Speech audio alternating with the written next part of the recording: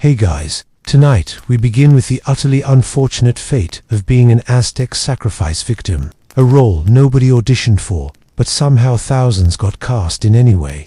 So before you get comfortable, take a moment to like the video and subscribe, but only if you genuinely enjoy what I do here, and let me know in the comments where you're tuning in from and what time it is. It's always fascinating to see who's joining us from around the world. Now, dim the lights. Maybe turn on a fan for that soft background hum, asterisk, and let's ease into tonight's journey together. In the Aztec Empire, you didn't sign up to be a sacrifice victim. There wasn't a volunteer box on any form, no pamphlet explaining the benefits, and definitely no severance package. This was a role you inherited through bad luck, bad timing, or bad geography. The easiest way to get picked was to be a captured warrior. Now, you might think that meant you fought badly, but in Aztec warfare, it was actually the opposite. If you fought asterisk bravely and skillfully, the enemy would rather keep you alive, not because they liked you, but because you'd make an impressive gift to the gods. Essentially, you were a living trophy, just one that didn't get to sit on a shelf. Slaves could also be chosen, sometimes after being treated suspiciously well. You'd be given rich clothes, a diet far better than you'd ever had before, and maybe even paraded around as the living embodiment of a god. Sounds nice, until you remember, the final act involves an obsidian blade, asterisk, and a lot of chanting. It was the ancient equivalent of being wined and dined before being politely escorted out of existence. And then there were the unlucky civilians, strong, healthy, in the prime of life. Congratulations, you had the perfect resume for being ceremonially removed from the population, a job offer you couldn't refuse. From the outside, the role looked glamorous. You'd get fine garments, ceremonial jewelry, and an audience wherever you went. People might even look at you with admiration. Asterisk though, let's be honest, part of that was relief that they weren't the one in your sandals. To the Aztecs, you were chosen for the highest honor, helping keep the sun moving across the sky. To you, it was more like winning the worst lottery in history, a jackpot that came with free meals, new clothes, and a guaranteed one-way trip to the top of the Great Temple. It was all part religious devotion, part public spectacle. Your final moments weren't just for the gods, they were for the crowd, the asterisk priests, and anyone in a neighboring city thinking about challenging Aztec power.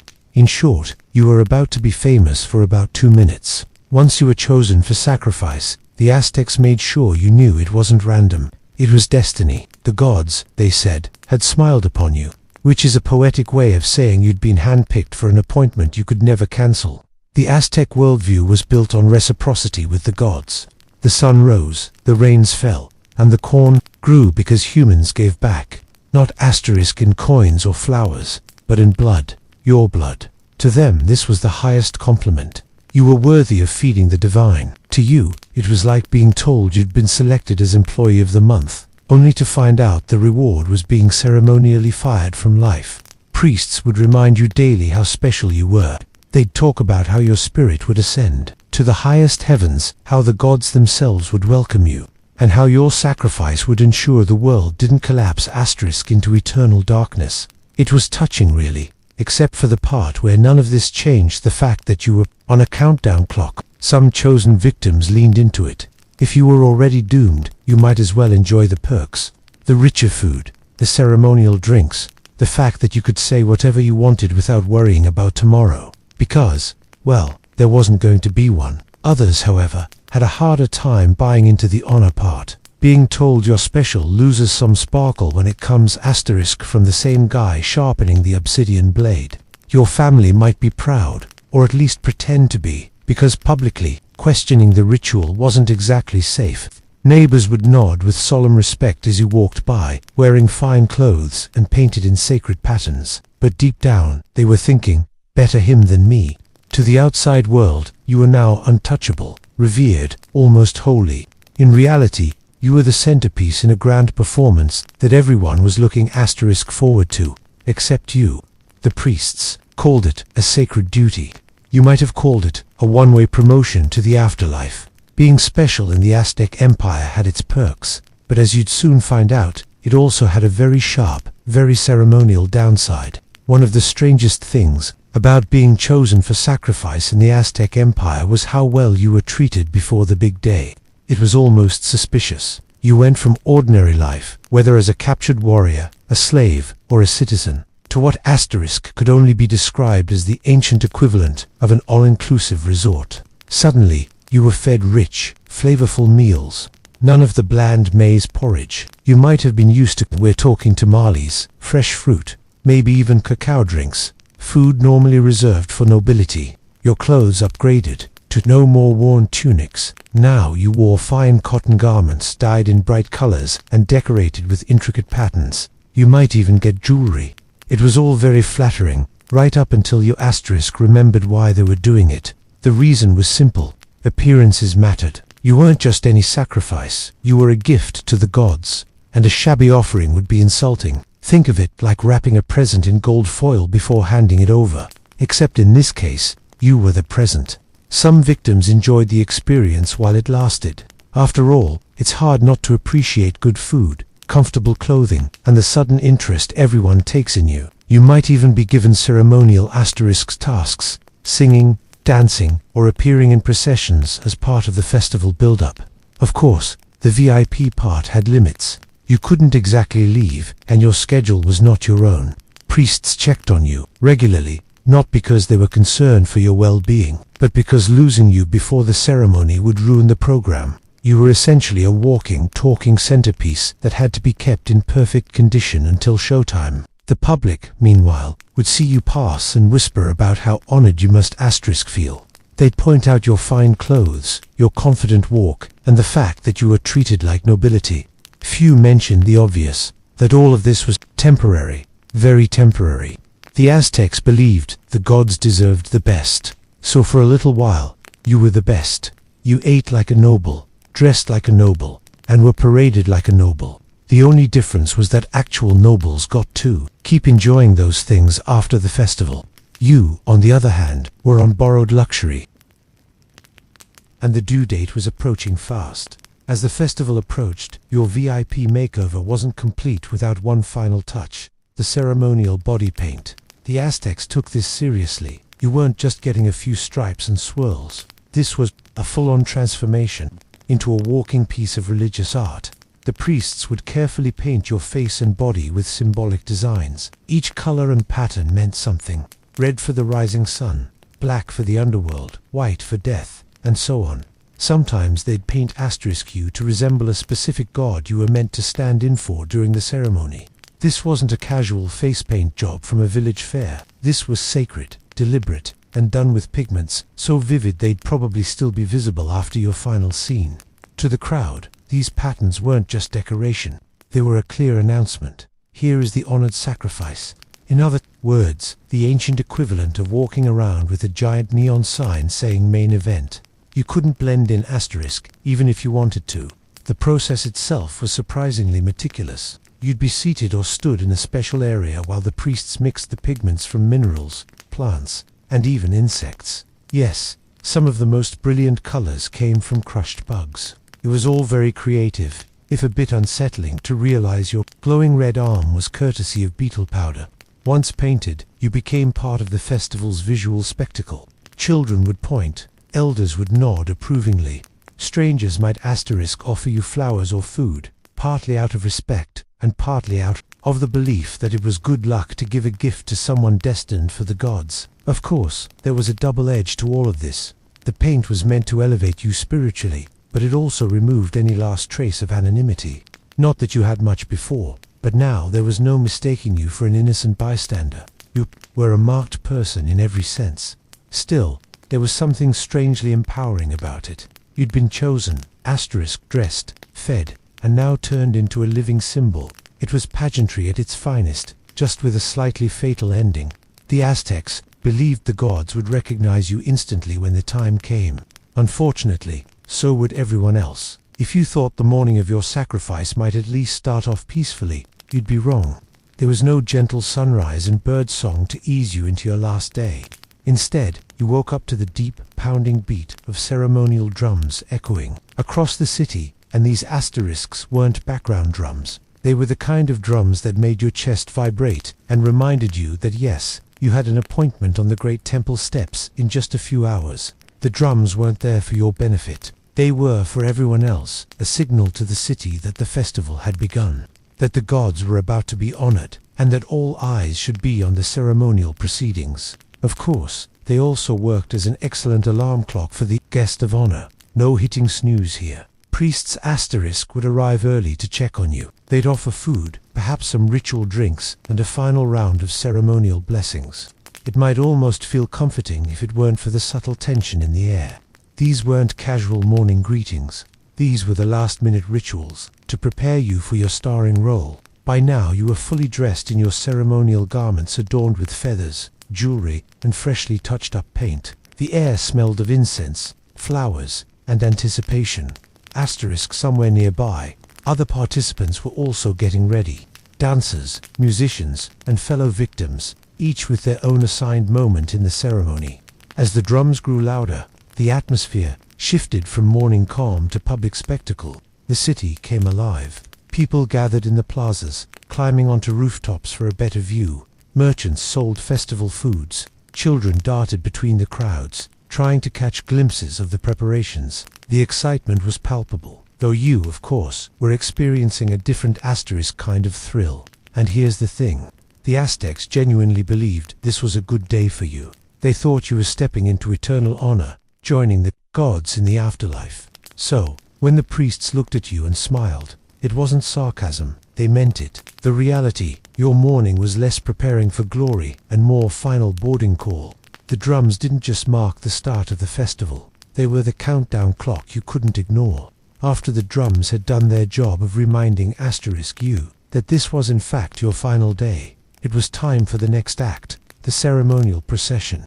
This was not a subtle slip in through the side entrance type of affair. No, you were front and center in a parade designed to make sure the entire city knew exactly who the main event was. Priests led the way, their robes flowing, incense burners swinging in slow arcs, filling the air with fragrant smoke. Behind them came dancers in feathered costumes, musicians with flutes and rattles, and attendants Asterisk carrying banners. And then there was you, painted, dressed, and walking in the middle of the grand parade like an honored dignitary whose tenure was about to end abruptly. People lined the streets to watch. Some shouted blessings, some offered flowers, and a few probably made wagers about how composed you'd look on the altar. Children pointed with wide-eyed fascination. Elders nodded gravely. Merchants closed their stalls just to see you pass. It was a spectacle, and you were the star, even if you'd have Asterisk preferred a less dramatic role. The procession wound its way through the main plaza, ensuring that as many people as possible got a good look at you. In a way, it was the Aztec version of a farewell tour, except instead of signing autographs, you were receiving ceremonial offerings. Every step was accompanied by music, pounding drums, piercing flutes, and the occasional cheer from the crowd. The noise was constant, impossible to ignore. It was meant to energize the festival, but it also made it impossible to pretend this Asterisk was just another religious service. As you approached the base of the great temple, the crowd grew denser and the anticipation thicker. You could see the steep steps ahead rising toward the altar. The music swelled. The smell of incense was almost overwhelming now. This was the moment the parade transitioned into something else, the climb. The strange thing was everyone watching truly believed this was an honor. They weren't mocking you, they were celebrating you. Unfortunately, their definition of celebrating involved Asterisk, you not making it back down those steps in one piece. The parade was grand, colorful, and unforgettable. For everyone else, it was a highlight of the year. For you, it was just the most elaborate walk to work you'd ever take. And the last, standing at the base of the great temple, you finally got a proper look at the stairs. They didn't just lead up, they soared upward like the world's steepest treadmill, minus the handrails, and plus several hundred spectators watching your every move. If you weren't feeling Asterisk nervous before, the sheer verticality of it all was enough to make you reconsider your life choices. Not that you had any left to make. These weren't short steps either. The great temple could be over 100 feet tall, and each step was deliberately steep. The climb was symbolic, rising from the mortal world toward the gods, but in practice, it mostly symbolized how much your legs were going to burn. You'd be barefoot or in thin sandals, so every stone was another reminder that you were very much Asterisk alive. For now, priests escorted you, sometimes holding your arms to assist you. Whether they were helping you reach the top, or making sure you didn't bolt halfway up, is a matter of interpretation. The crowd's chanting and the rhythmic drum beats echoed up the temple's walls, making the climb feel even more surreal. Halfway up, you might glance back. The city stretched out below, bustling marketplaces, shimmering canals, distant mountains, a living postcard of the world you were about to leave. And if you turned forward, there was the altar framed by the twin temples of Wichula and gleaming in the sunlight. Both gods were eager for your arrival. Apparently, some victims tried to climb slowly, hoping to delay the inevitable. Others climbed quickly, either to get it over with, or because the priests behind them were nudging a little too enthusiastically. There was no good pace. Every step was just another closer to the end. By the time you reached the top, the air felt thinner, the drums louder, and the asterisk reality heavier. The climb wasn't just physical, it was psychological. Each step stripped away any illusion that this was all ceremonial pageantry. Now, standing on the temple platform with the altar before you, the drums reached a fever pitch. You'd made it to the top, which in this situation was unfortunately not the kind of achievement anyone envied. Reaching the top of the great temple should have felt like a victory. After all, not everyone got to stand up here. But when the only way down involved not being alive anymore, the sense of achievement was mixed. From up here, the view was breathtaking. You could see the sprawling city of Tenochtitlan in all its glory. Canals glinting in the sun, bustling markets, shimmering lakes stretching into the horizon. It was the kind of view real estate agents would kill for, or in this case, sacrifice for. For a fleeting moment, you might even forget why you were here. Then the altar came into your peripheral vision, and the illusion crumbled. The priests were already in position, their ornate headdresses swaying in the breeze, obsidian blades gleaming just enough to catch the light in your attention. Their faces were calm, almost businesslike. This wasn't personal to them. You were one part of a sacred schedule, slotted neatly between morning dances and the afternoon feast. The crowd below looked smaller now, but the sound carried. Drums thundered, shells rattled, voices chanted in unison. It was like standing on stage in front of thousands of people, except instead of delivering an asterisk speech, you were about to deliver your heart. Literally, up here. The air smelled of incense and flowers, masking for the moment what was about to happen. Colorful banners flapped against the temple's edges, and offerings of maize, cacao, and feathers lay in neat piles. It was beautiful in the way only something both sacred and terrifying can be. Some victims reportedly felt a strange calm at this point. The climb was over. The crowd was here. The gods were watching. There was nothing left to do but go through with it.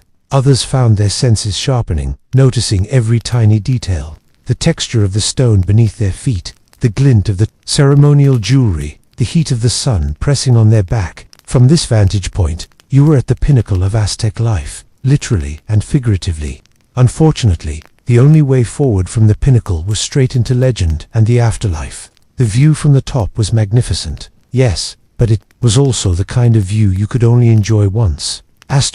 The moment had finally arrived. The chanting below swelled into a steady, hypnotic rhythm, as if the entire city were holding its breath. Up here on the temple platform, the priests moved with deliberate precision. No one rushed, no one fumbled. This was a performance they had rehearsed countless times, though never with you in the starring role. First came the ceremonial blessings. The head priest circled you, sprinkling sacred water, waving incense smoke in your direction, and chanting prayers to the gods. If you didn't know better, you might think they were preparing you for a wedding.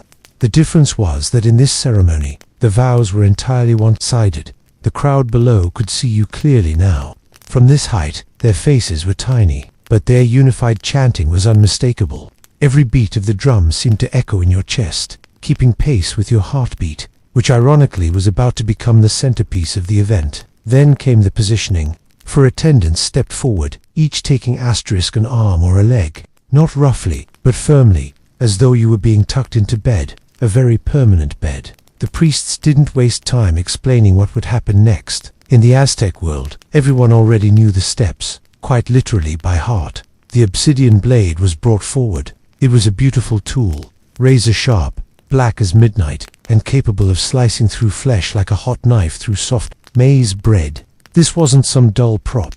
It was the real deal, meticulously crafted for the asterisk god's satisfaction. From the corner of your eye, you might notice other offerings laid out nearby. Maize, cacao beans, colorful feathers, perhaps even small figurines. These were the supporting cast to your main act, the extra tokens of devotion to accompany your contribution. The air grew heavy, the incense smoke thickened, the chanting intensified, and the priest's hands became steady as stone. This wasn't chaos, it was choreography. The Aztecs prided themselves on the precision of their asterisk rituals. At this point, you realized there was no more next. The ritual wasn't about to start, it was starting. And as far as the Aztecs were concerned, the gods were leaning in, eager for the show. If there was ever a point in the ceremony where all pretense fell away, this was it. The blessings were over. The crowd's chanting was at full volume, and you were lying on your back, staring up at the open sky. Somewhere above, the gods you were supposedly helping must have been leaning over the clouds like asterisk curious spectators. The four attendants kept you firmly in place. Again, they weren't cruel about it, more like craftsmen holding a precious object steady. It just so happened the object was your ribcage. The high priest, blade in hand, stepped into your line of sight. Obsidian doesn't gleam like metal. It catches the light in sharp glassy flashes, beautiful in an unnerving way. The priest raised it to the sun for a brief moment, offering it symbolically to the heavens. Then, without hesitation, he began. The Aztecs asterisk prided themselves on speed. This wasn't meant to be a prolonged ordeal. A skilled priest could make the cut and remove the heart in mere seconds. The obsidian edge sliced cleanly. It was sharp enough to make modern surgeons nod in approval, though the operating room etiquette was slightly different here. From the crowd's perspective, this was the climax, the sacred exchange between human and divine.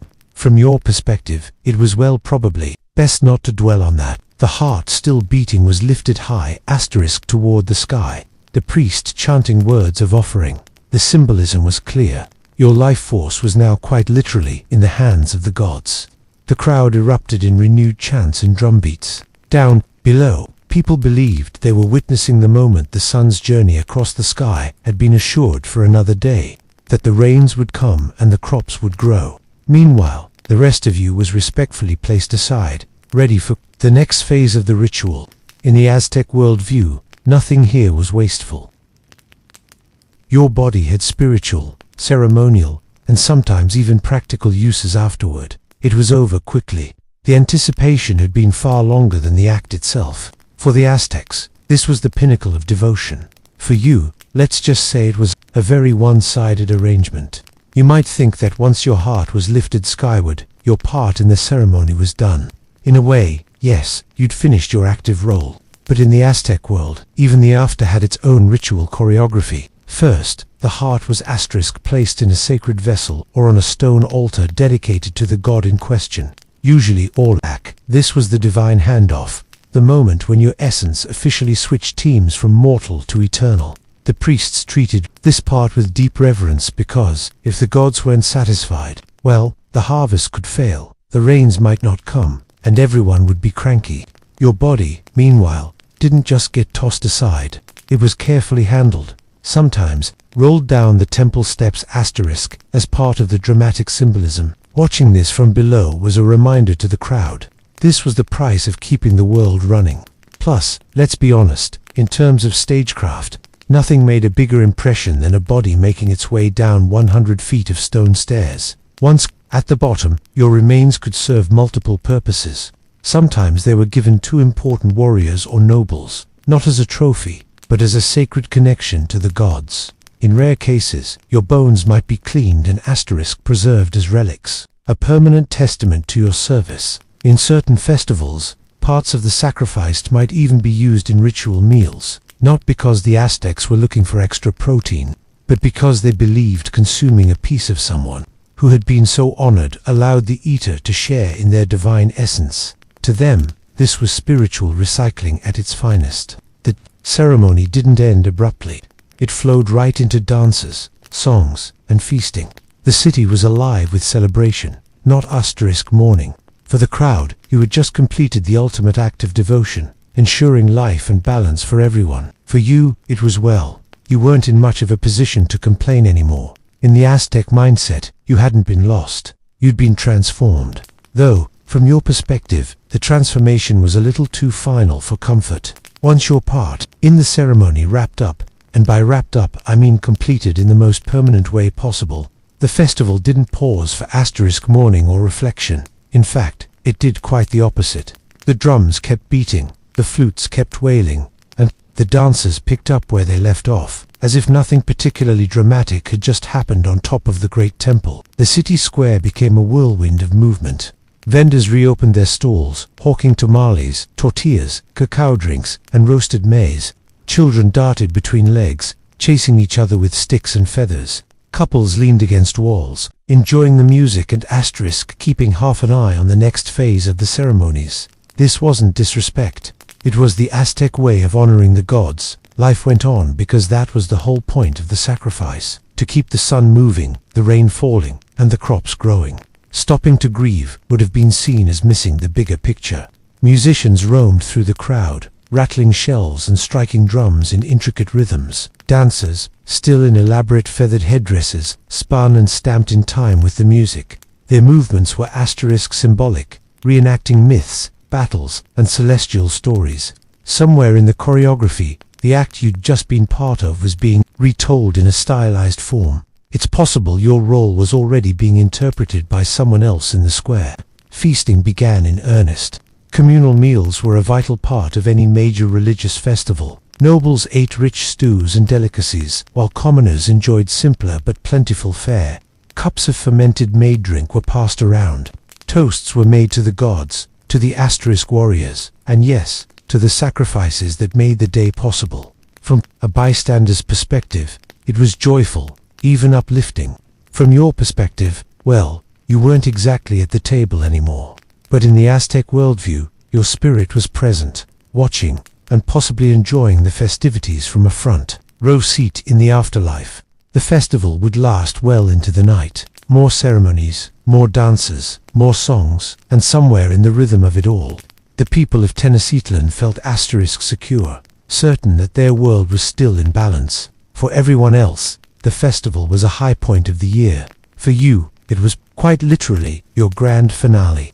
In the Aztec worldview, becoming a sacrifice didn't make you a tragic figure. It made you a celebrity. Granted, it was the sort of fame you couldn't exactly enjoy in person, but your name, if people actually remembered it, was now tied to the sacred duty of keeping the cosmos in order. Among your family, you'd likely be spoken of with asterisk pride. Yes, my cousin helped make sure the sun rose last week.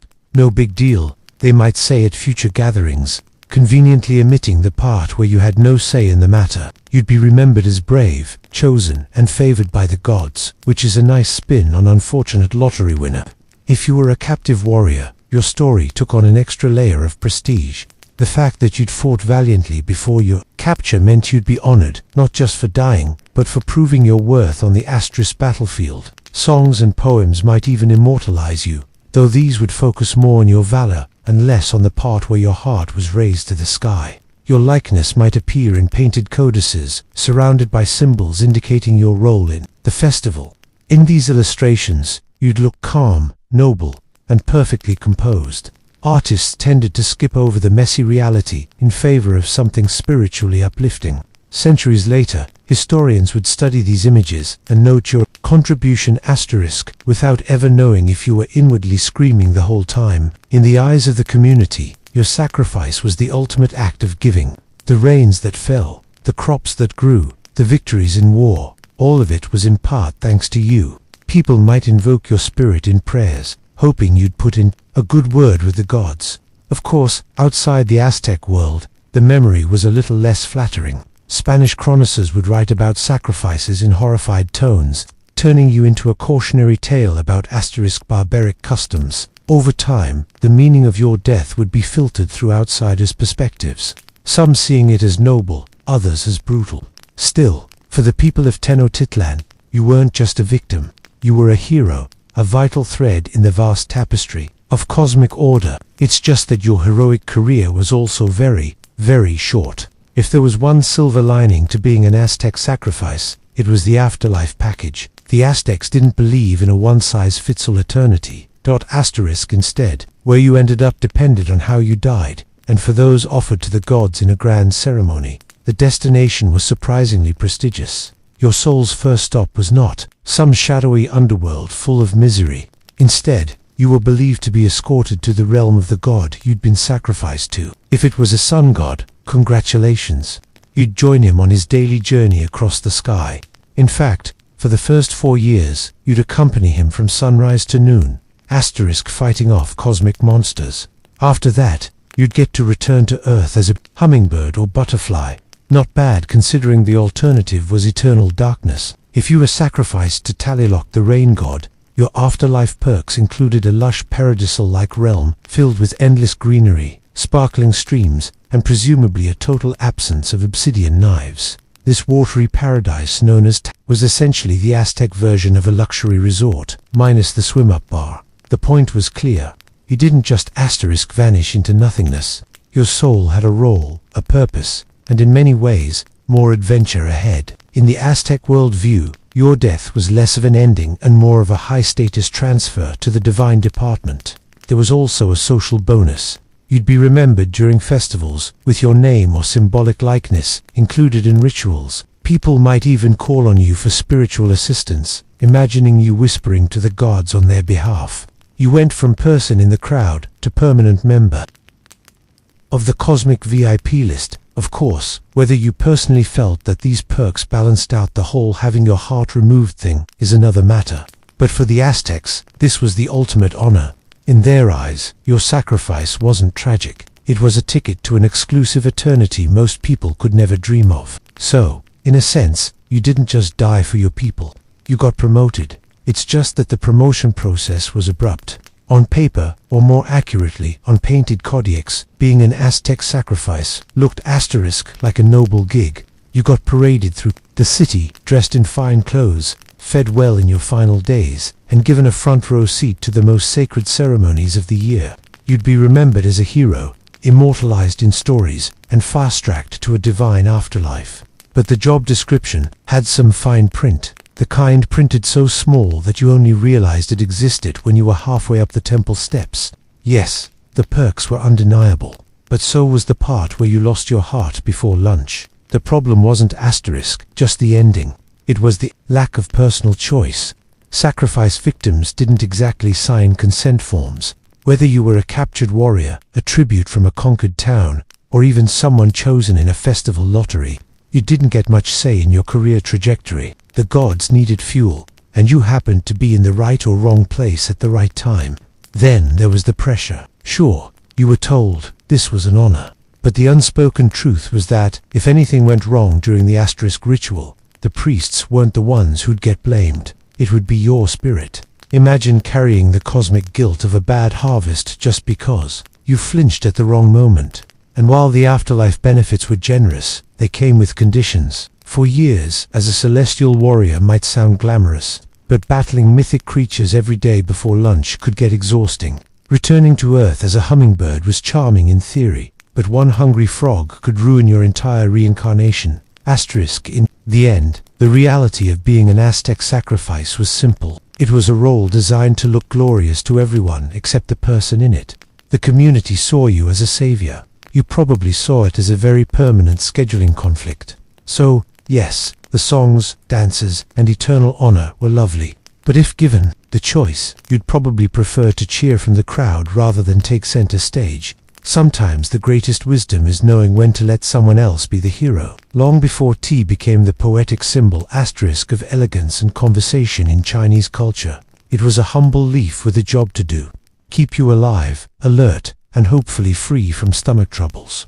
In the Han Dynasty, which began in 206 BCE, tea wasn't sipped for pleasure. It was boiled like medicine because that's exactly what it was considered to be. Picture a Han Dynasty apothecary. Shelves lined with jars of dried roots, barks, and leaves. Somewhere in there, tea leaves, freshly plucked from the misty hills, waited their turn.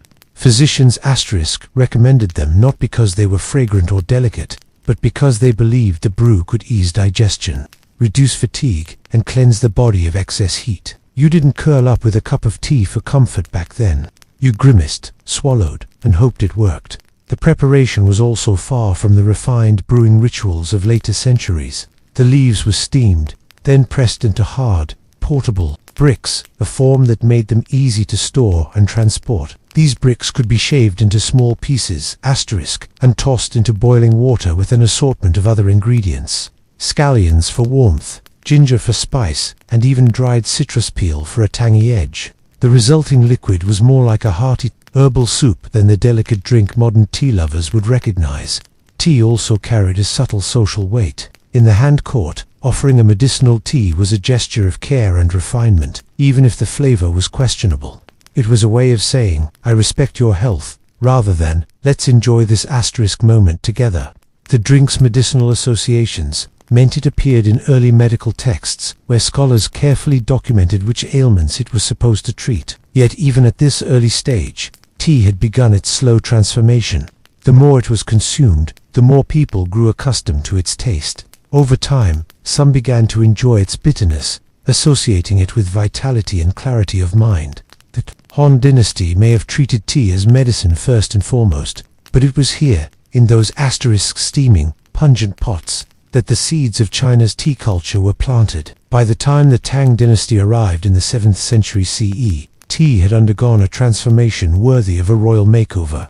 No longer just a bitter medicinal concoction, it had evolved into a drink of refinement, artistry, and most importantly, pleasure. The Tang had embraced tea as both a daily habit and a cultural statement, and with imperial approval, tea culture flourished. One of the most influential figures in this era was Lu Yu, a scholar monk, who became known as the Sage of Tea. Around 760 CE, he wrote the classic of tea, Chairing, the first known treatise devoted entirely to tea. This wasn't just a recipe book, it was a complete philosophy. Lu Yu described the ideal growing conditions for tea plants, the proper methods for processing leaves, and the etiquette of preparing and serving tea. In doing so, he elevated tea from a mere beverage to an art form. Tang-era tea was still quite different from the loose-leaf style familiar today. The leaves were steamed, pounded into cakes, and dried. When ready to drink, a piece of the cake would be broken off, ground into powder, and whisked into hot water, sometimes with salt or spices, depending on the region. This method created a frothy, rich infusion that symbolized harmony and refinement. The Tang capital Chang'an became a hub for tea appreciation. Tea houses began to appear, public spaces where scholars, merchants, and travelers could gather to drink, talk politics, recite poetry, or simply watch the city's bustle.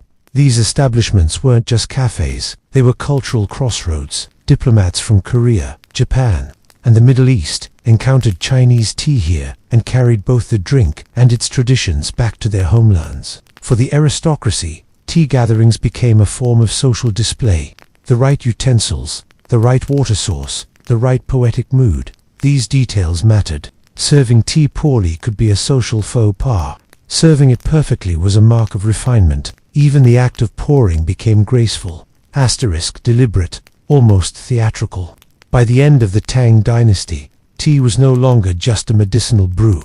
It was a symbol of intellectual elegance, hospitality, and cultural sophistication. From the imperial court to the bustling tea houses of Chang'an, the Tang set the stage for the tea traditions that would shape China and much of Asia for centuries to come. If the Tang dynasty gave tea its cultural foundation, the Song dynasty 960-11279 draped it in silk and gold. The Song elite approached tea like fine art. Every leaf, every cup, and every motion of the hand was part of a refined performance. In this era, tea drinking reached a new level of sophistication, and the style was unlike anything you'd see in modern tea houses. The tea of choice was powdered, much like the Tang eras, but the Song perfected the whisked method. Instead of boiling tea cakes in water, they ground the tea into a fine green powder, placed it in delicate porcelain bowls, added hot water, and whisked it briskly with bamboo. The result was a pale jade green froth that was as pleasing to the eye as it was to the palate. This method would later inspire Japan's chuyu, or tea ceremony. Tea gatherings became a kind of competitive art form known as dacha, or tea contests. Participants were judged on the color and foam of their whisked tea. The finest foam was dense, smooth, and lasted the longest. sometimes holding its form long enough for poetry to be written on its surface. A thin or quickly dissipating foam, that was the tea equivalent of showing up to a royal banquet in muddy shoes. The song * emperors themselves were deeply involved in tea culture. Emperor Huang, an accomplished calligrapher and painter, even wrote a treatise titled Doguan Chalan, Treatise on Tea, detailing the aesthetics of tea preparation. Under his reign, tea became an emblem of imperial refinement and owning the finest. Tea bowls from kilns like Janware was a matter of prestige. Tea was also tied to the visual arts. Painters depicted serene scholars sipping tea in bamboo groves, while poets used tea as a metaphor for purity, clarity, and the fleeting nature of life.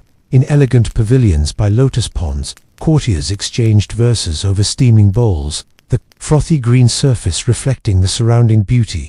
For commoners, tea drinking was simpler, but still influenced by the elite. Street vendors sold whisked tea in busy markets, and though the bowls might not have been imperial porcelain, the drink carried the same warmth and energy. The Song dynasty turned tea into a visual, tactile, and poetic experience. Less about quenching thirst, more about cultivating beauty.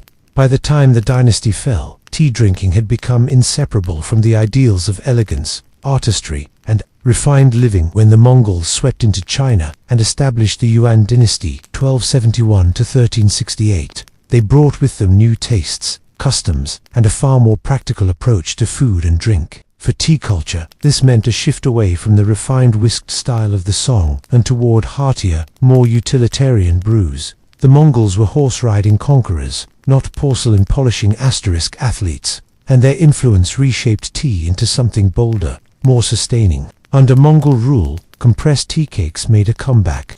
This time, not just for storage, but for travel and trade across the vast Mongol Empire.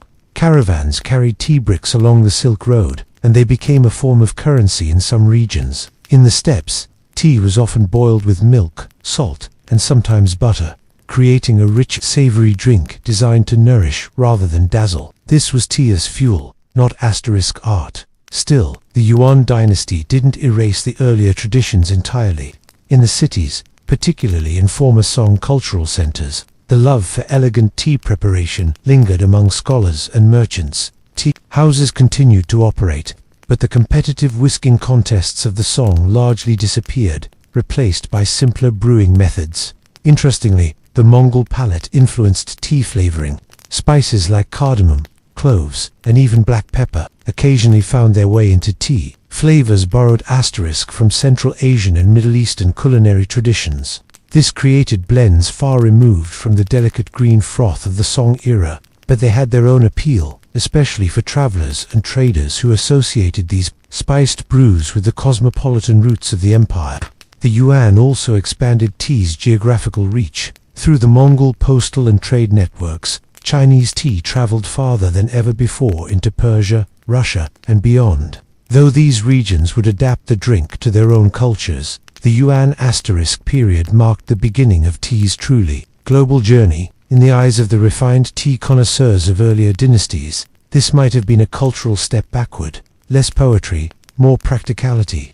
But the Mongols were nothing if not pragmatic, and under their rule, tea proved its versatility. Whether in an urban tea house or a windswept yurt on the steppe, tea in the Yuan dynasty was about sustaining life in a vast and demanding empire.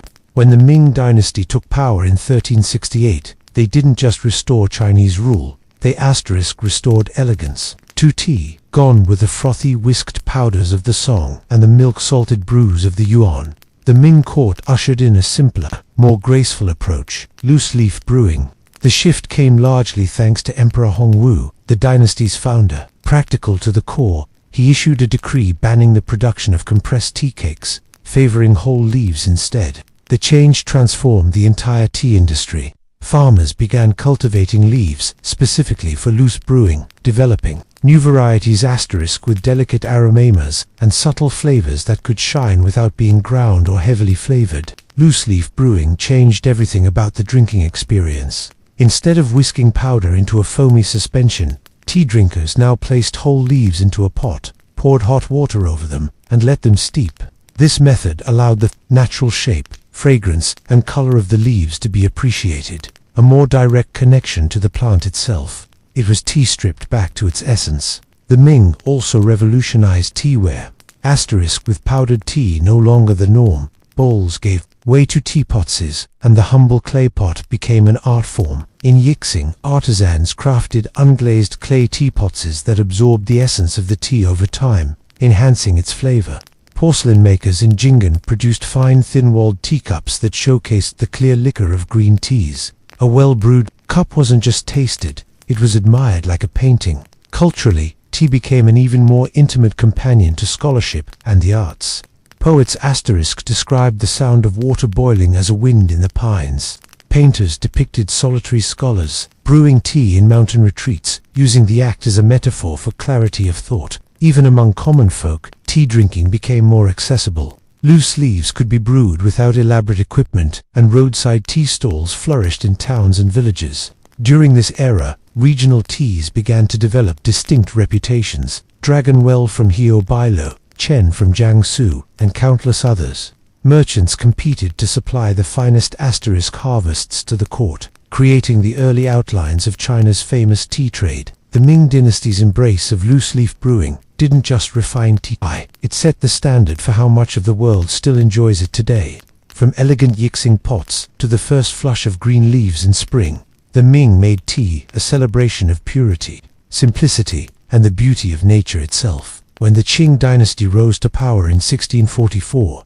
tea was already the soul of Chinese daily life, but under Qu rule, tea would leap beyond China's borders, becoming one of the most sought-after commodities in the world. What began as a local cultural treasure was now on its way to fueling empires, wars, and global trade networks. Domestically, Dacheng court maintained tea's role as a symbol of refinement. The emperors, especially Kangxi Yongjiang and Qianlong, were connoisseurs who supported both the cultivation of fine teas and the artistry of tea.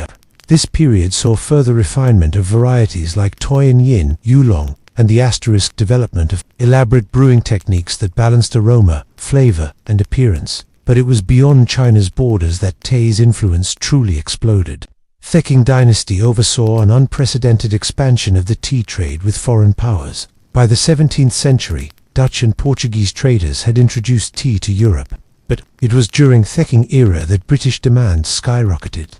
Chests of tea left the port of Canton in massive quantities, bound for London and beyond. The British East India Company became a major customer, paying for tea with silver, and later controversially with opium, setting the stage for conflict alongside green tea. Black tea, known in China as Hongsha, gained prominence. Black tea's longer shelf life made it ideal for long voyages, and varieties like Lapsang, such Chong, found eager markets abroad. Dacheng also introduced compressed pu'er tea to Tibet, Mongolia, and Central Asia, where it was traded for horses and other goods. Tea houses flourished within China, becoming centers, not only for drinking, but for opera performances, business, negotiations, and social gatherings. In Beijing, a tea house might serve as both a cafe and an informal office, while in southern China, the Cantonese tradition of yumcha tea, paired with dim sum, blossomed into a beloved culinary ritual. By the Qing, however, the once profitable tea trade had a darker side. Britain's opium imports into China, designed to offset the silver drain caused by tea exports, led to widespread addiction and the Opium Wars. Tea, once a gentle cultural ambassador, was now entangled in geopolitics. Even so, Qing dynasty had cemented tea's place as a global commodity. From the drawing rooms of London to the monasteries of Tibet, tea carried with it the essence of Chinese tradition, even as it became a force that would reshape world history. In China, tea was never just about quenching thirst. It was a mirror for the soul. By the time centuries of dynasties had passed, tea drinking had woven itself into the fabric of Chinese philosophy, merging seamlessly with Taoist Confucian and Buddhist thought. A simple cup of tea could be an act of meditation, a lesson in virtue, and a reflection on the fleeting nature of life. Buddhist monks were among the earliest to embrace tea for spiritual purposes. Monasteries, often perched high in mountains, cultivated tea to help monks stay awake during long hours of meditation. The quiet act of brewing became a kind of moving meditation itself. rinsing the leaves, pouring the water, watching the asterisk steam curl into the air. In the stillness of the tea room, the world outside dissolved, and the drinker's mind was anchored in the present moment. Taoist influence infused tea with a sense of harmony between humanity and nature. The best teas were grown in remote, unspoiled landscapes where mist, soil, and climate worked in perfect balance. Sipping tea was seen as a way to absorb that balance into one's own being. Nature's qi made tangible. The appreciation of tea's aroma, taste, asterisk, and afterglow reflected Taoist ideals of simplicity and purity. Confucian scholars brought another layer of meaning. For them, tea was a symbol of civility, moral discipline, and respectful social interaction. A host offering tea to a guest was performing more than hospitality. It was a small act of moral cultivation. In the Confucian tradition, the tea table became a stage for manners, poetry, and intellectual exchange, where the quality of one's character was judged as much by the conversation as by asterisk the leaves in the pot. Philosophers and poets often use tea as a metaphor. A good cup was like a virtuous life, clear, balanced, and free from excess. A poor brew, cloudy and bitter, could stand as a warning against haste or greed. Some wrote of tea's second flavor, the lingering sweetness after bitterness, as a reminder that life's difficulties often yield quiet rewards. By blending physical refreshment with moral and spiritual reflection, tea became more than a drink. It was a bridge between body and mind, self and world. Every sip carried centuries of thought, a silent dialogue between nature, wisdom, and the human heart. If monasteries gave tea its spiritual depth, tea houses gave it a heartbeat. By the height of the Ming and dynasties, tea houses had become an inseparable part of Chinese urban life, bustling, noisy, and alive with the sounds of clinking cups, shuffling tiles, and heated debate. These establishments came in many shapes and sizes. In big cities like Beijing or *Q, there were elegant multi-story tea houses where Silk Road patrons could sip rare brews served in fine porcelain, attended by servers who seemed to glide rather than walk. In smaller towns and rural markets, there were humble roadside stalls, just a few benches, a kettle over a charcoal brazier, and a proprietor who knew everyone's preferred brew. Tea houses were never just about the drink. They were the living rooms of the city, places where merchants negotiated deals, scholars exchanged asterisk poetry, storytellers spun epic tales, and amateur actors performed snippets of opera. In bustling Chengdu, some tea houses even offered ear-cleaning services alongside refills, turning a tea visit into a full sensory experience. The atmosphere varied with the clientele. Scholars' tea houses were quiet, punctuated by the scratch of calligraphy brushes and the low hum of philosophical discussion. Merchant tea houses buzzed with the sharp talk of business, the air thick with incense and ambition. The common asterisk tea house was a democratic space where farmers, laborers, and travelers could share a table and a story for the price of a single pot. Entertainment was a major draw. Tea houses often hired performers, musicians, acrobats, or actors to keep patrons lingering. Storytelling was especially popular, with skilled narrators holding audiences spellbound for hours, their voices rising and falling like the steam from the kettle. Patrons sipped slowly, unwilling to leave before the tale's final twist.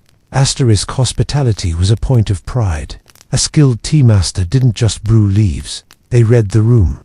A weary traveler might be offered a bold, restorative black tea, while a refined guest might receive a delicate green in a cup warmed just so. In a society where public life was often regulated and formal, the tea house was a rare space of fluidity, a melting pot where social boundaries softened over shared cups. Whether in the grandeur of a capital or the dust of a roadside stop, tea houses kept the rhythm of the community, one asterisk pour at a time. From its humble beginnings as a medicinal brew in the Han Dynasty to the refined loose-leaf rituals of the Ming and the global trade networks of the Qing, tea has remained one of China's most enduring cultural treasures. Its journey through the centuries is more than just a story about a drink. It is a reflection of China's values, philosophies, and adaptability. Tea became a unifying thread across a vast and diverse empire. In the remote mountains of Yunnan, farmers plucked wild asterisk leaves from ancient tea trees. In the imperial palace, Connoisseurs debated the merits of spring versus autumn harvests, rich or poor, scholar or farmer, emperor or merchant.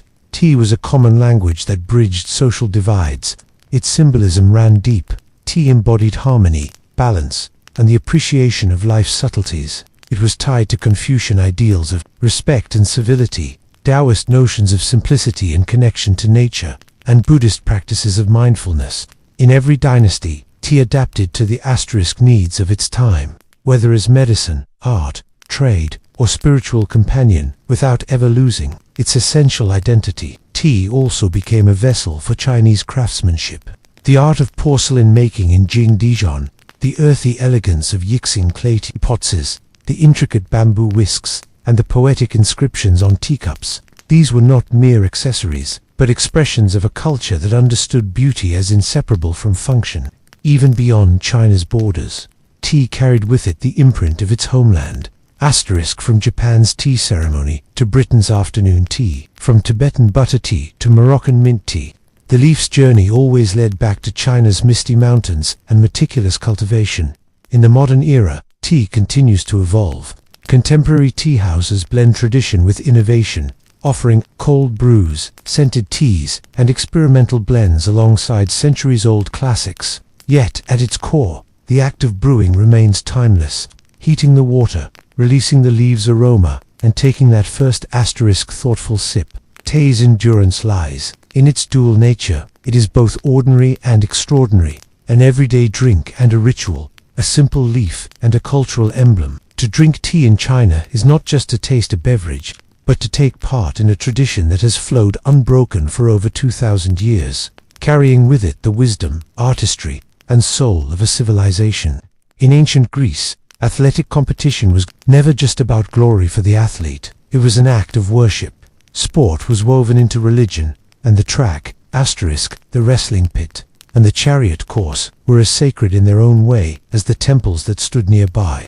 To compete was to honor the gods, and victory was considered a sign that the divine had smiled upon you. The most famous example of this union between faith and sport was the Olympic Games, first recorded in 776 BCE. These were not just casual contests. They were held in Olympia, a sanctuary dedicated to Zeus, king of the gods. Before the games began, athletes, officials, and even spectators asterisk participated in elaborate religious rituals. At the altar of Zeus, bulls were sacrificed, prayers were recited, and offerings of incense filled the air.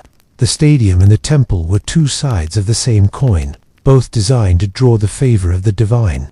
Other festivals followed a similar pattern. The Python Games at Delphi honored Apollo, featuring not just athletics, but also music and poetry competitions. The Isthmian Games celebrated Poseidon, god of the sea, fitting for a venue near the water. Each god had their own set of asterisk games, rules, and symbolic connections.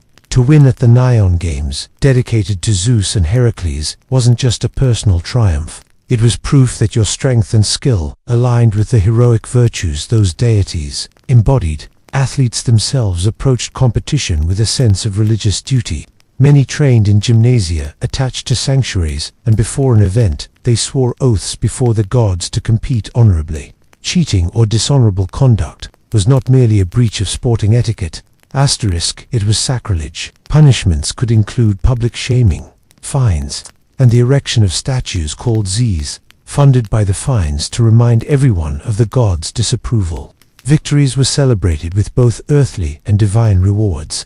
Winners received olive wreaths, or crowns of laurel, symbols tied to the gods, and often dedicated a portion of their prizes, or even statues of themselves, to the sanctuaries. In doing so, they made their success part of the temple's legacy, ensuring their name and deeds would be remembered asterisk in both mortal and divine realms.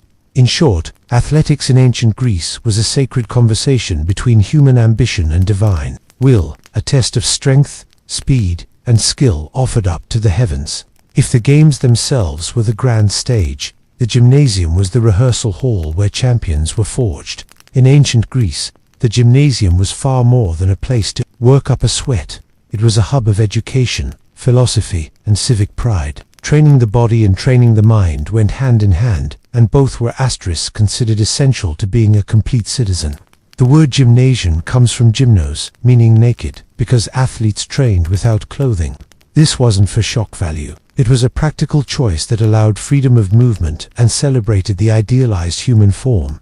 In the Greek worldview, a well-trained body was an outward sign of inner discipline, balance, and harmony. Gymnasia were open-air complexes often built near sanctuaries with running tracks, wrestling pits, and spaces for discus and javelin practice.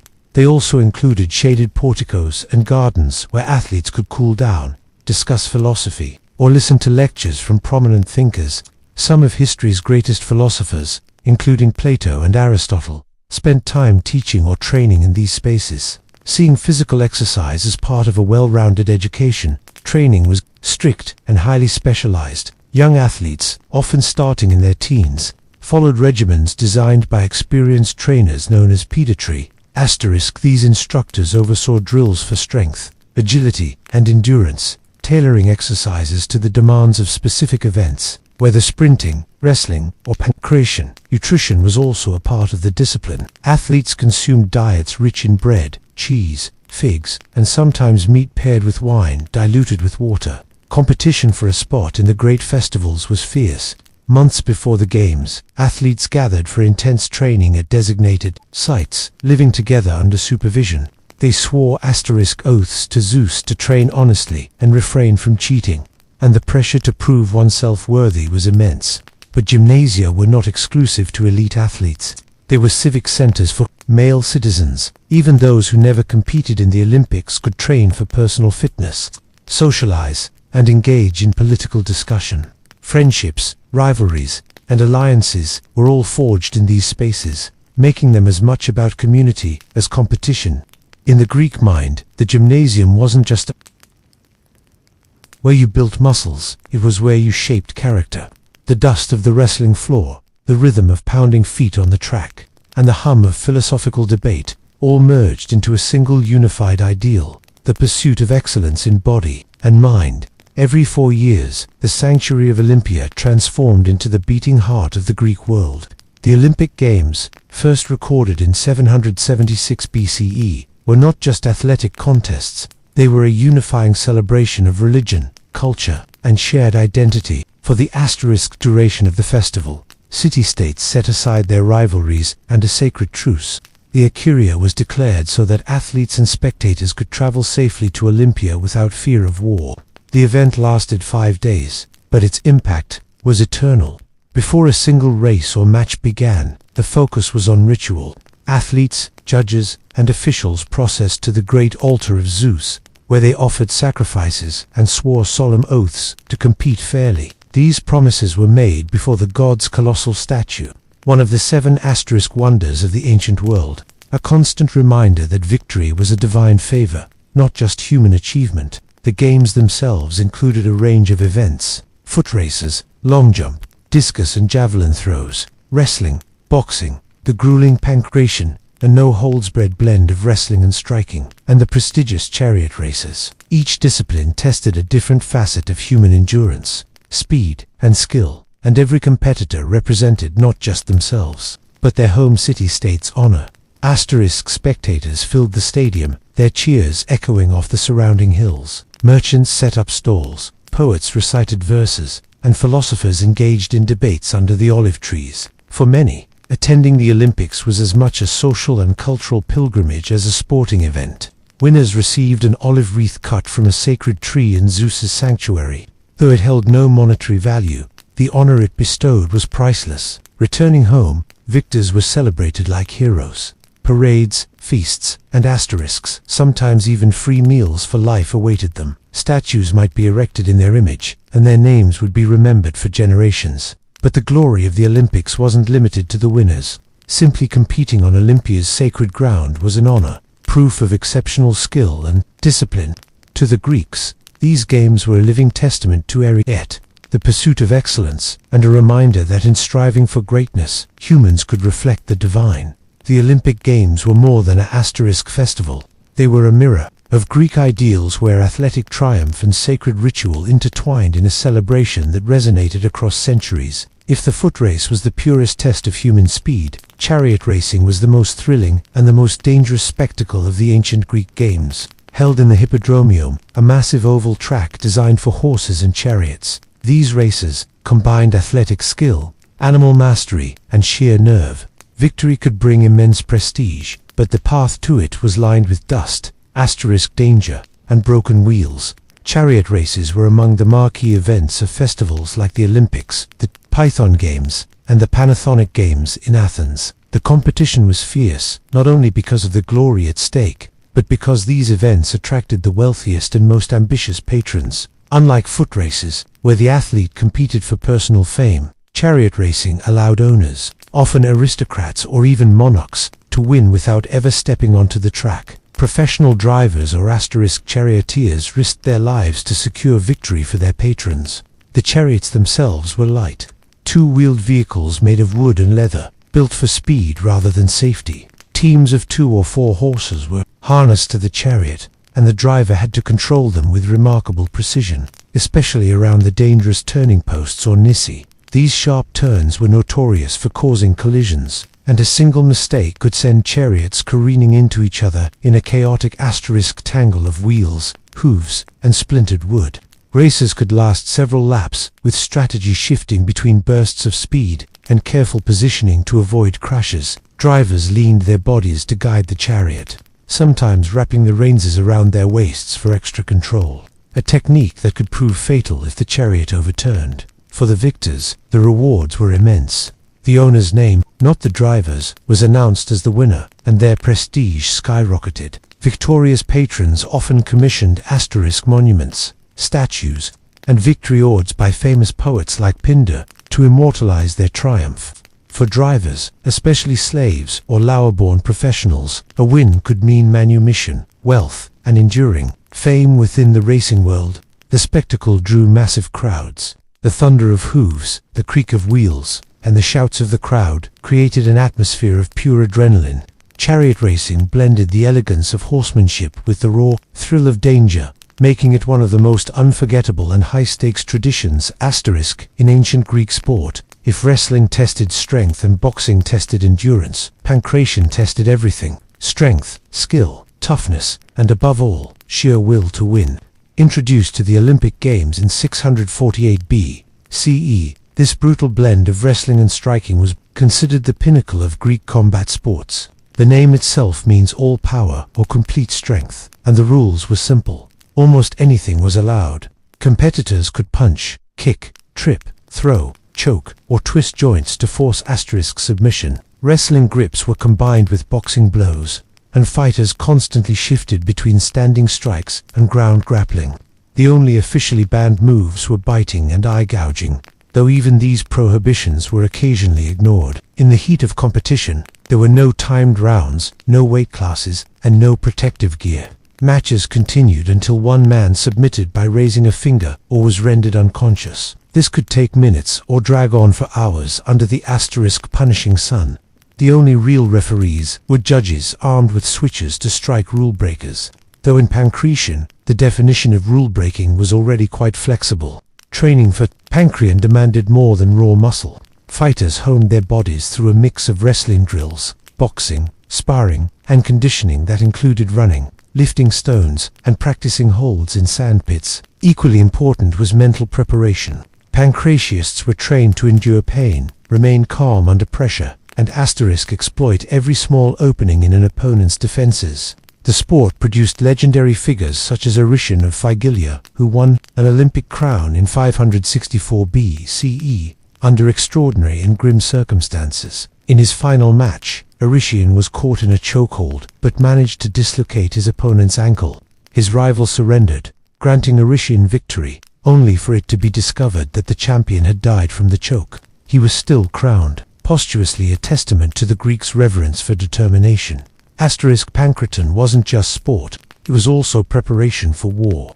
Many techniques mirrored those used in real combat, and the ability to subdue an enemy without weapons was highly valued. It blurred the line between athletics and martial skill, embodying the Greek belief that a true man must be ready for both the games and the battlefield. For spectators, pankration was both thrilling and terrifying, a raw display of human endurance and ferocity. It stood as the ultimate test of an athlete's physical and mental limits, and those who triumphed in its unforgiving arena were immortalized as warriors in every sense of the word.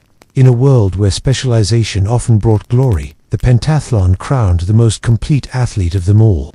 Introduced to the Olympic Games in 708 BCE, this five-event competition tested speed, strength, skill, and adaptability, qualities prized both on the athletic field and the battlefield. Winning the pentathlon was a statement. You weren't just good at one thing, you excelled at everything. The pentathlon asterisk consisted of the stadium foot race, long jump, discus throw, javelin throw, and wrestling.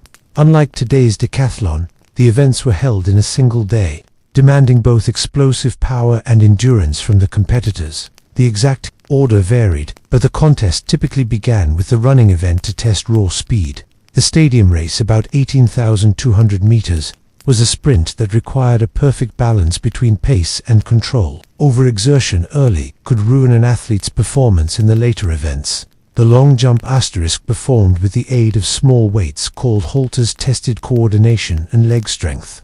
Athletes swung the halters forward to gain momentum before leaping into a sandpit, releasing them just before landing. The discus and javelin throws followed, each requiring a blend of technique and muscle. The discus was a heavy circular stone or metal plate, while the javelin, a long wooden spear tipped with bronze, was launched with the help of a leather strap for greater distance.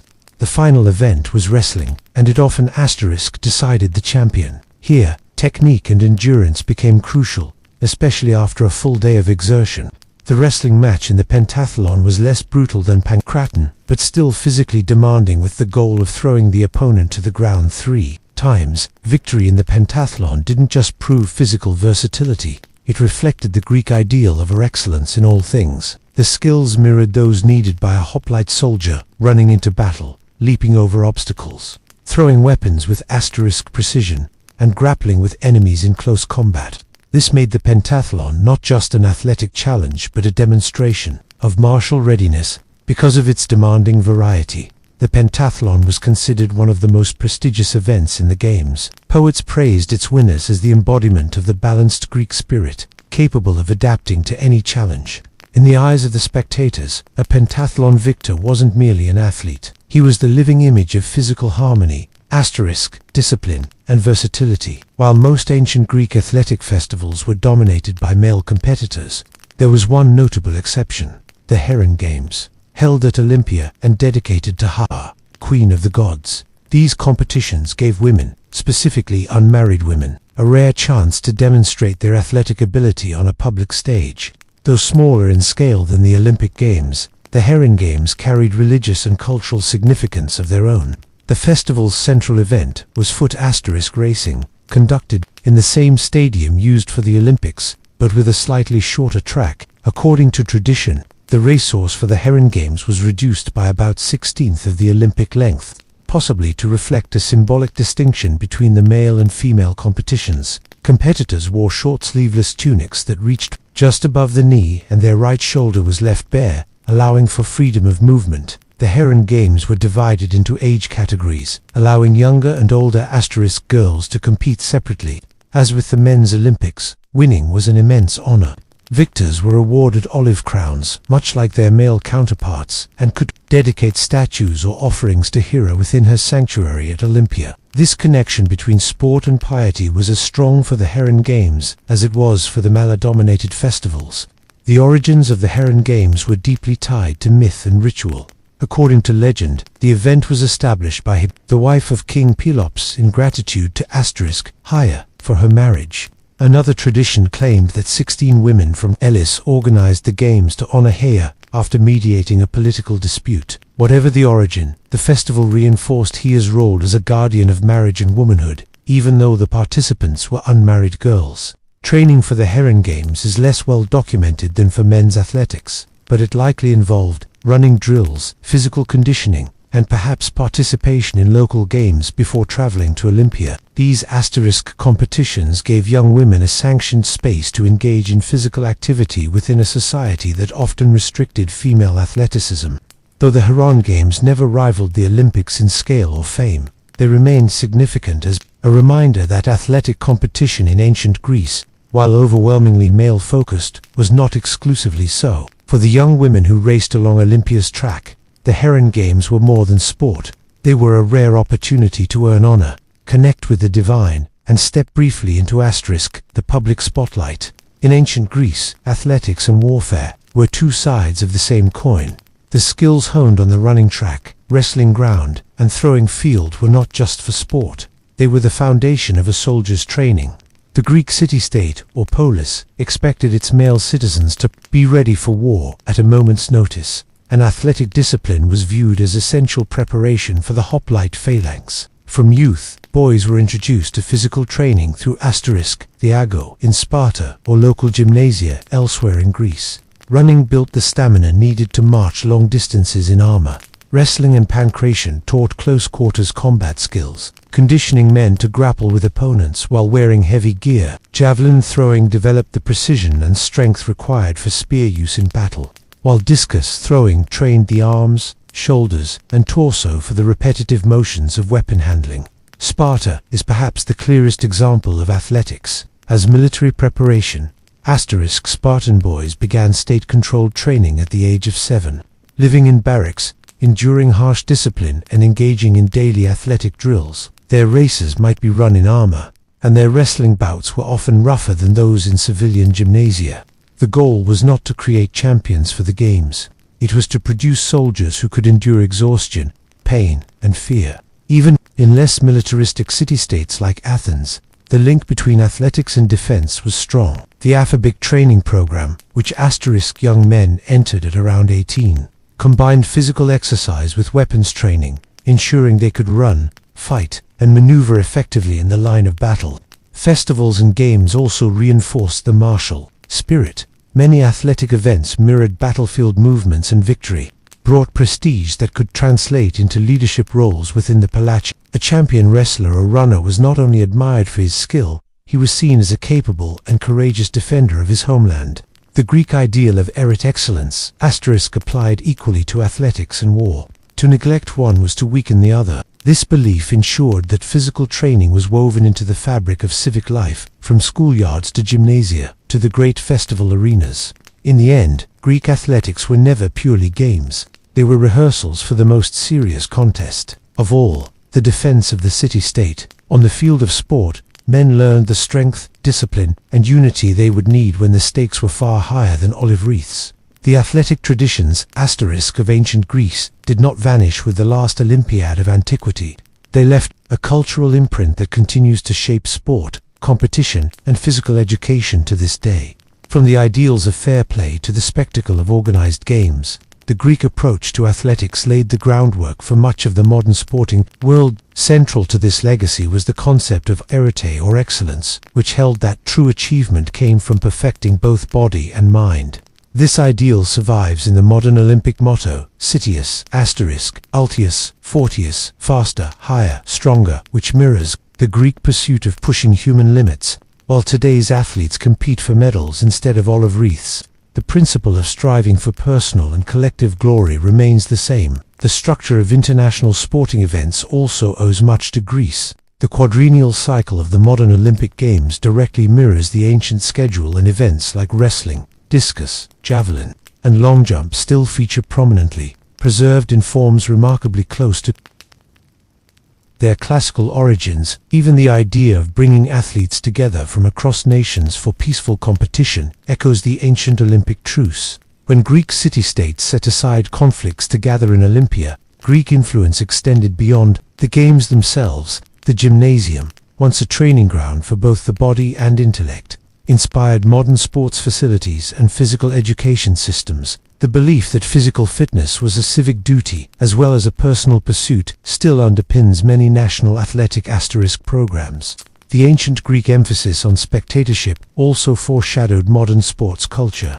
Just as stadiums in Olympia or Athens drew massive crowds for chariot races, foot races, and combat sports. Today's arenas, broadcast networks, and online platforms carry the same energy to a global audience. The spectacle of athletic achievement remains as captivating now as it was 2,000 years ago. Even the ethical dilemmas of sport, cheating, professionalism, nationalism, were debated in Greece.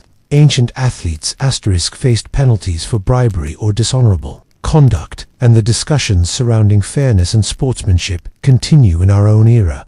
From anti-doping rules to questions about technology and competition, ultimately, the athletic traditions of ancient Greece endure because they were never just about winning. They were about testing human potential, fostering unity through competition, and honoring something greater than the self. Whether that was the gods, the city-state, or the shared spirit of humanity. In that sense, every modern sporting event is in some way a continuation of the ancient Greek games. Cyniska entered the world around 440 BCE, in the heart of Sparta's most powerful era. She was no ordinary Spartan girl. She was born into the royal Agiad line, one of the two dynasties that shared Sparta's kingship. Her father, King Arcad II, was a respected military leader, and her mother came from a noble family that valued both tradition and discipline. Cyniska's birthright placed her at the intersection of political power, military prestige, and social expectation. In most of ancient Greece, such a position for a woman meant a life spent indoors, managing household affairs, and leaving public life entirely to men. But Sparta was different. Here, women had a role that startled outsiders. Freer, more physically active, and more independent than anywhere else in the Greek world. From a young age, Cyniska, like other Spartan girls, was expected to train her body. She ran through the discus, wrestled in light forms, and rode horses with the same determination as her brothers. Her education too was shaped by Sparta's unique culture. While male citizens were forged in the agog, the harsh military training system, girls underwent their own regimen, focusing on strength, endurance, and discipline. Spartan society believed that strong women produced strong warriors, and a princess like Cyniska was expected to embody the ideal. Her upbringing would have been a blend of athleticism, household management, and awareness of her political standing. Her royal status also brought her into close proximity with the great figures of her time. Her brother, Aegeus II, though not yet king during her youth, was already a prominent figure in Spartan politics. The two shared a close relationship, one that would later prove instrumental in shaping Cyniska's path to the Olympic Games. Life in Sparta was not luxurious in the way other Greek elites might enjoy. Even as royalty, Cyniska would have lived in relatively simple quarters, eaten the same plain meals of barley bread and black broth, and adhered to the same austere values as other Spartans. Yet the resources at her disposal, especially horses, trainers, and connections, would one day give her the means to enter a realm few women had ever touched, the world of Olympic chariot racing. In this environment, Cyniska's character was forged, disciplined, ambitious, and unafraid to step into arenas traditionally reserved for men. She was a princess of Sparta, but more importantly, she was being prepared, knowingly or not, to make history. To understand Cyniska's path to Olympic glory, one must first understand the extraordinary place women held in Spartan life. In most Greek city-states, women's roles were strictly domestic. In Athens, for example, women of status rarely left the home and had little public presence.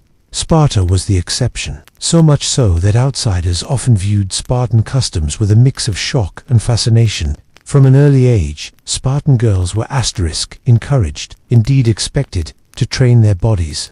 Physical strength wasn't seen as a masculine trait. It was a civic duty for women. The reasoning was blunt. Strong, healthy women would bear strong, healthy children, ensuring the city's military dominance. Girls practiced running, wrestling, discus throwing, and javelin, often competing in public festivals. Unlike the long, heavy garments worn elsewhere, Spartan women trained in short tunics that allowed freedom of movement. Further shocking conservative Greek observers, this emphasis on physical fitness was matched by a notable degree of independence. While Spartan men spent most of their lives in military service, women oversaw the estates, managed finances, and made decisions about agriculture and property. In a society where wealth often came from land worked by helots, enslaved laborers, Spartan women could become significant landowners in their own right. By the 4th century BCE, they controlled a large portion of Spartan property, an unthinkable reality in most of Greece. Education for Spartan girls, while not as formal as the male agoge, still emphasized discipline, resilience, and public confidence. They were taught songs and dances for religious festivals, but also how to speak directly and assertively. Ancient writers often remarked, sometimes critically, that Spartan women were outspoken, unafraid to challenge men or voice political opinions. This cultural environment created a unique opportunity for someone like Cynisca. Her athletic training was not an anomaly. It was part of her expected upbringing. Her access to horses, stables, and skilled trainers, thanks to her royal status, meant she could excel in equestrian pursuits. In other Greek cities, a woman openly managing a racing team would have been unthinkable. In Sparta, it was unconventional, but not impossible. Spartan society had its rigid hierarchies and harsh realities, but for women, it offered a measure of public presence and physical freedom that was unparalleled in the ancient Greek world. It was this blend of athletic expectation, economic influence, and social boldness that gave Cynisca the platform from which she could attempt something no woman had done before: winning at the Olympic Games. In the ancient Greek world, chariot racing was one of the most prestigious and dangerous events in the games. Unlike foot races or wrestling, which tested the athlete directly, chariot racing combined human skill with the speed and stamina of horses. It was a spectacle of power, wealth, and daring, and for centuries it was dominated by men of means. The races took place in the Hippodromium, a large elongated arena with 2 sharp turning posts, nisi, at either end. These turns were the most treacherous part of the race. Drivers had to steer their teams of 2 or 4 horses at high speed around these posts without flipping the lightweight wooden chariot. Collisions were common, and a crash could take out multiple competitors at once. Owning and training a racing team was no small feat. It required stables, skilled grooms, trainers, and access to the finest horses. Because of this, chariot racing often became a contest between wealthy patrons rather than between the drivers themselves.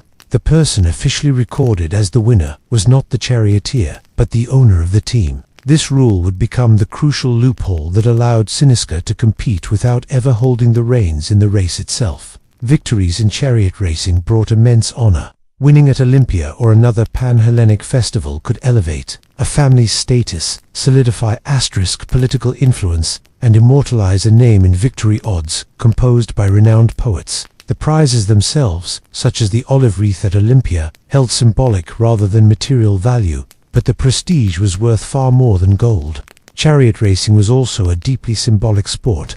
Horses were associated with nobility, strength, and martial readiness, and the event reflected the elite's ability to command both wealth and power. For many city-states, a victory was a matter of civic pride, not just personal achievement. For a woman, however, this world was nearly inaccessible. Women were forbidden from entering the Olympic Stadium as competitors, or even in most cases as spectators.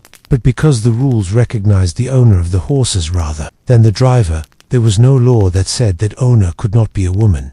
This subtle technicality created a rare opening, one that Cynisca of Sparta would seize with historic consequences. Her decision to enter this elite male-dominated sport would not only challenge the traditions of Olympia, but also set her on a path to become the first woman ever to win at the Olympic Games. Cynisca's journey to Olympic glory began with a combination of personal ambition, royal influence, and a keen understanding of the loopholes in the Olympic rules. As a princess of the Aegean line, she possessed the wealth necessary to own and maintain horses, one of the most significant barriers to entry in chariot racing. Yet wealth alone didn't explain her decision to enter. In a society where women were excluded from competing in the games, Cynisca's move was nothing short of audacious. Historians often point to the role of her brother, King Aesus II, in encouraging her Olympic ambitions. Aegeus was a shrewd and sometimes provocative leader, and some sources suggest he urged Cynisca to compete partly to prove that winning Olympic chariot races was more a matter of money and horse breeding than personal athletic skill. Whether his motivations were political, familial pride, or a mix asterisk of both, his support gave Siniska the political backing to proceed. With resources and royal connections at her disposal, Siniska assembled a team of top-tier horses and skilled trainers.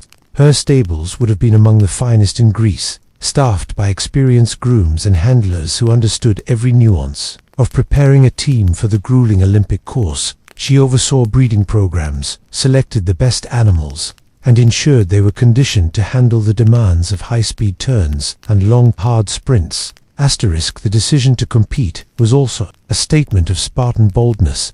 Sparta was already viewed by other Greeks as an unconventional society, especially in its treatment of women. For a Spartan princess to step into the Olympic sphere was provocative, but not entirely unthinkable given her city's unique culture. Siniska's entry into the Games was a calculated challenge to the norms of the wider Greek world. When the time came to enter her team, Siniska did so as the official owner.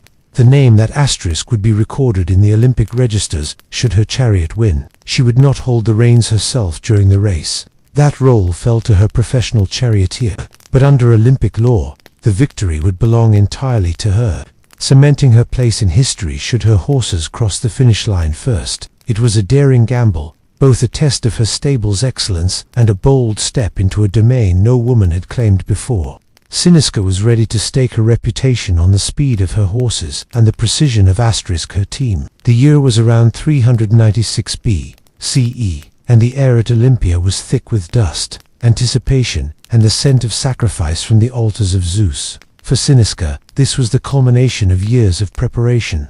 Though she would not stand in the chariot herself, the outcome of the 4H horse race, the most prestigious event in the Games, would determine whether her name would be etched into history. The hippodromium stretched before the competitors, a long, treacherous course with two perilous turning posts at asterisk either end. Crashes here were common, and a single miscalculation could send a team into ruin. As the starting signal was given, the horses surged forward in a thunder of hooves and the creak of straining wheels. Siniska's team, trained to perfection, kept a steady but aggressive pace, avoiding the chaos that claimed less disciplined competitors. Races were as much about strategy as speed. Siniska's driver knew to conserve the horse's strength early on, biding his time for the final push. On the last lap, the asterisk team made its move, hugging the turning posts with daring precision. Competitors who had led early faltered, their horses tiring under the strain. Siniska's team surged ahead, crossing the finish line first amid the roar of the crowd. When the victory was announced, it was her name, not the driver's, that was proclaimed. The rules of the Olympics made the owner of the team the official victor, and for the first time in recorded history that victor was a woman. In a festival where women were forbidden even to watch the asterisk events, with rare exceptions, Siniska had not only participated, she had won.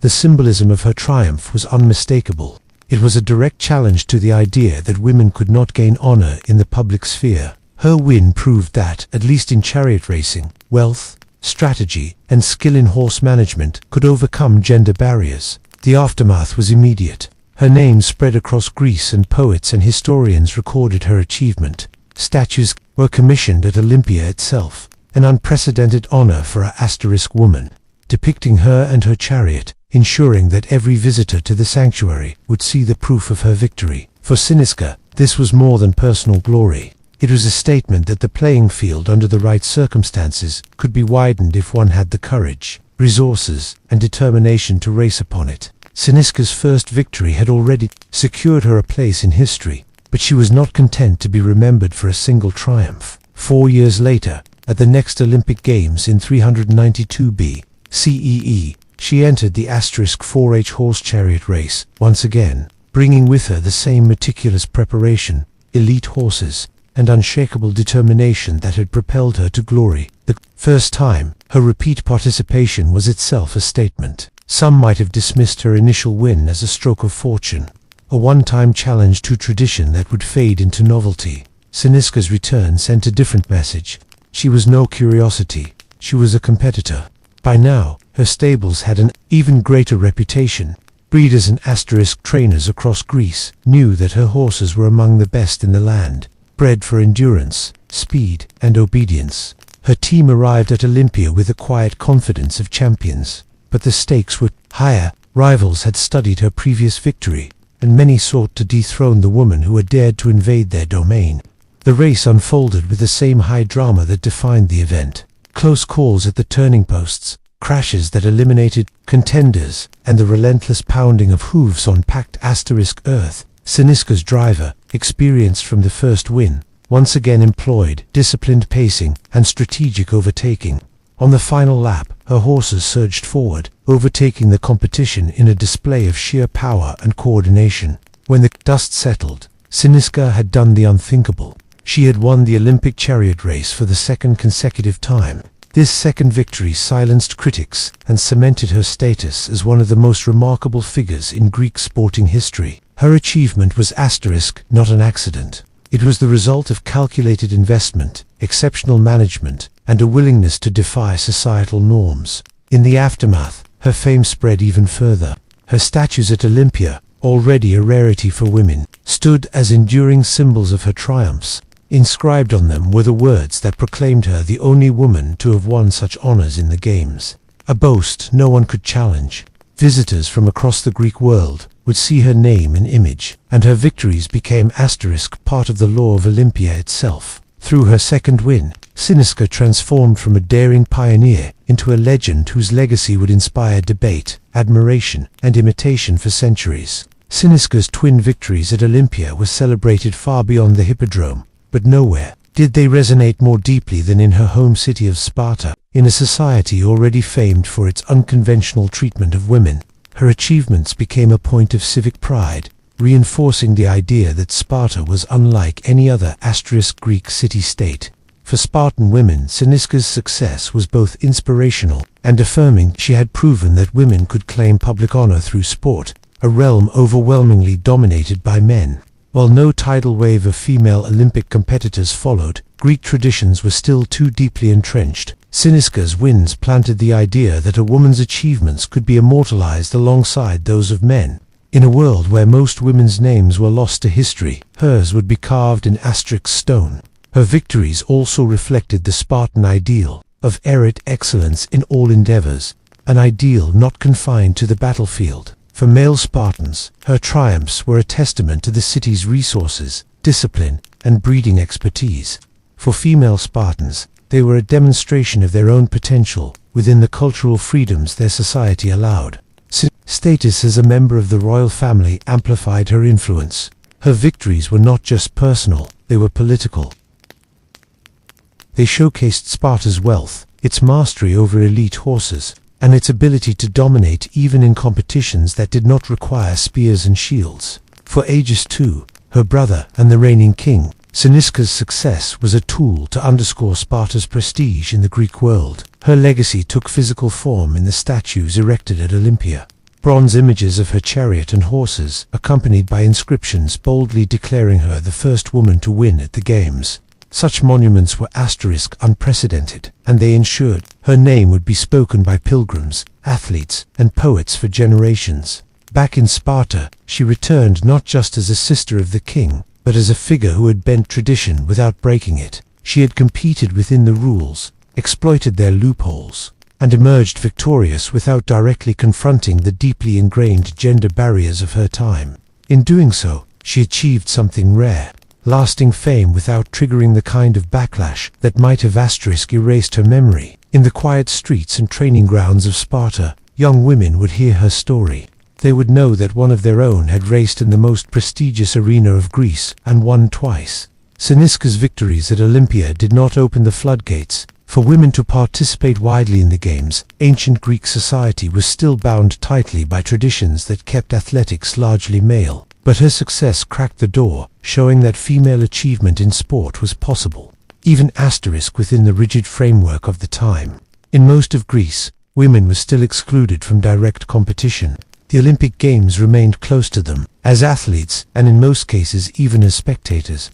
However, Siniska's wins set a precedent that could not be ignored. The rules recognized the owner of the horses, not the driver, and nowhere did those rules explicitly bar women. This subtle distinction meant that wealthy women in other city-states could, in theory, follow her example. A handful eventually did, especially in equestrian events at other pan-Hellenic festivals. Though none matched Cynisca's renown, her achievement also fueled conversation across the Greek world. In Athens and other conservative cities, her story was sometimes framed as a curiosity, a Spartan eccentricity rather than a model to follow. But in more progressive or competitive circles, it was a reminder that honor was not inherently male. This shift in perception was small, but it marked an early challenge to the notion that sport was the exclusive domain of men. The value of her victory extended far beyond athletics. In literature, her name began appearing as an example of ambition and boldness. Her story was woven into discussions of women's capabilities in politics, property management, and public life. Philosophers and historians recorded her feat not just as a sporting fact, but as evidence of Sparta's unique approach to gender roles. Over time, Cynisca became part of the broader narrative of exceptional women in the ancient world. Those rare figures who crossed into traditionally male arenas. While she did not inspire a full-fledged movement for women's athletics in antiquity, she became a touchstone for later generations studying the intersection of gender, wealth, and power in Greece. In the centuries that followed, her name endured precisely because it was rare. The Olympic registry still bore the record of a woman who had triumphed twice in one of the most prestigious events of the Games. For ancient women, Cynisca's victories were a distant beacon, proof that under the right circumstances, determination and resources could bend the rules of tradition. Cynisca's exact date of death is unknown, but by the time her life drew to a close, likely in the early 4th century BCE, her name was already etched into the annals of Greek history. She had accomplished something no other woman had before. Her not just entering the Olympic record books, but doing so twice in consecutive victories. For a society where women's names were rarely recorded outside of marriage, contracts, airy inscriptions, this was extraordinary. In Sparta, her death would have been marked with the quiet dignity befitting a royal war. Yet her legacy was anything but silent. The statues she had commissioned at Olympia, featuring her chariot and horses, stood as a permanent reminder of her triumphs. These monuments were not modest. They carried inscriptions proudly declaring her as the first woman to win at the Olympic Games. Visitors to Olympia would see them and speak her name, ensuring that her story lived on with every retelling. Her historical significance extended beyond her own lifetime. In the centuries that followed, historians such as Pausanias recorded her achievements, marveling at how a woman had managed to secure victory in such a male-dominated sphere. They recognized that she had worked within the rules, not by breaking them, but by exploiting a rare opening, owning a team rather than driving it, and using that to claim victory. This distinction is crucial to understanding her impact. Cynisca's victories did not dismantle the gender boundaries of the Olympic Games, but they revealed their weaknesses. They proved that women could earn honor on the same public stage as men if they had the means, ambition, and courage to try. This lesson resonated not just in athletics, but in other areas of Greek life where tradition seemed immovable. In modern times, Cynisca has become an emblem for early female achievement in sport. Her story is cited in discussions of women's barriers in athletics, often as a reminder that those barriers have always been challenged, even in the most tradition-bound eras. She stands alongside other pioneering women in history whose accomplishments were rare but transformative. Cynisca of Sparta lived in a world where her victories were considered anomalies, yet she turned them into monuments of permanence. Through her horses, her victories, and her unyielding ambition, she claimed a slice of immortality, ensuring that millennia later, we still remember the princess who outran the limits of her time.